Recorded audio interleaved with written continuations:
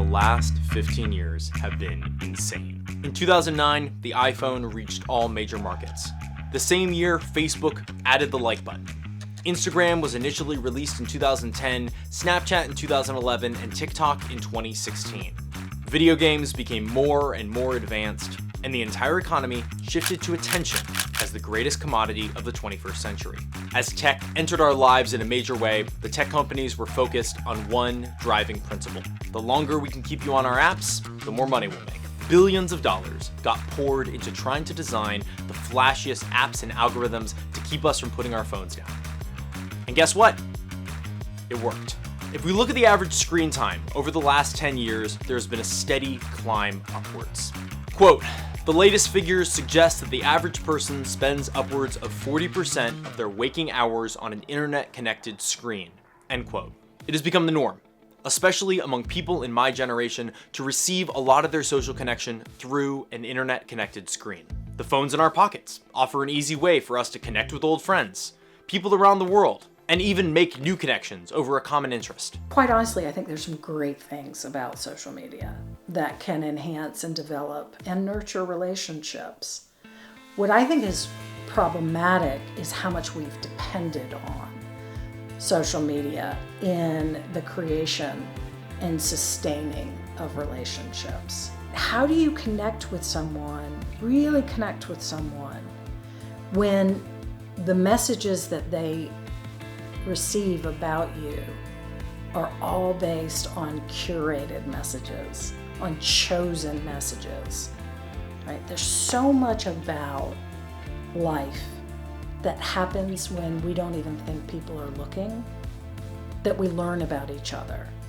My personal experience with social media has been difficult because on the one hand, I find that it's really cool to see what's going on in the world, but as I use it, I just feel so addicted by the algorithm. I have a hard time getting off Instagram to the point where now I don't even have the app downloaded because I know that there's just this reflex that I'm gonna open it and start scrolling. At a social event or party where I don't know anyone, it's really easy to open my phone and scroll through Instagram as opposed to actually going up, striking up a conversation with someone and having a real human interaction. Even so, I still find myself jumping on the browser on my phone and searching up Instagram and looking at it. These are tools that are designed to mimic all of the good stuff that comes with human interaction without actually having human interaction. There's a temporality that exists in face-to-face oral communication that does not exist in written communication, right?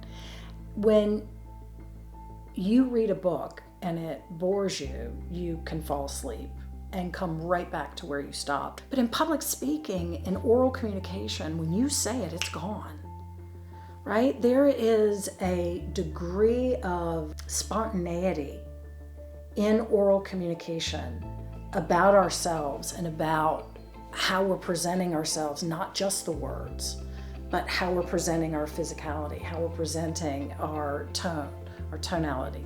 That is so spontaneous that it isn't planned. It's not all planned. Most of us are just doing our best when we're face to face with one another. That, to me, is key to connecting with another human being.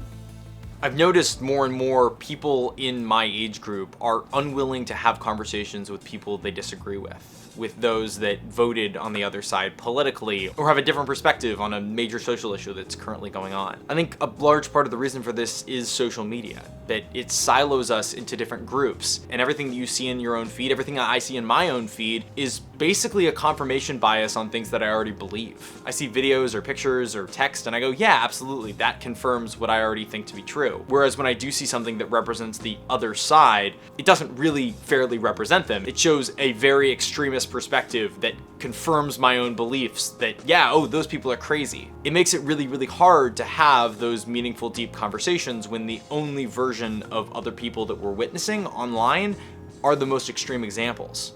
What about all of those things out there that are important to know, that we should know, or that we will grow from knowing? And to me, that's what human connection is about all of those moments of learning and being that shift you and change you.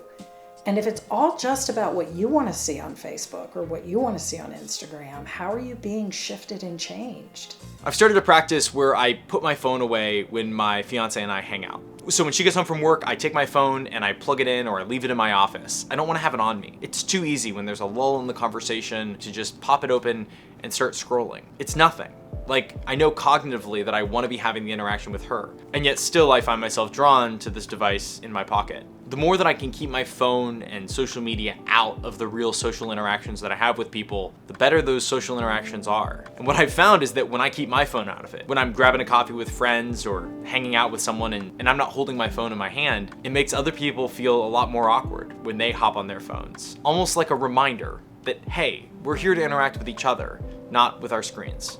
We know that building trust takes time and development and reciprocity, okay? How do you do that without nonverbal communication? Without watching how someone responds to you when you say something that's a little hard to hear? Like you say to your girlfriend, I don't really want to go out Friday night. I was kind of looking forward to having some downtime. What do you think about that? Say that on text and see what happens.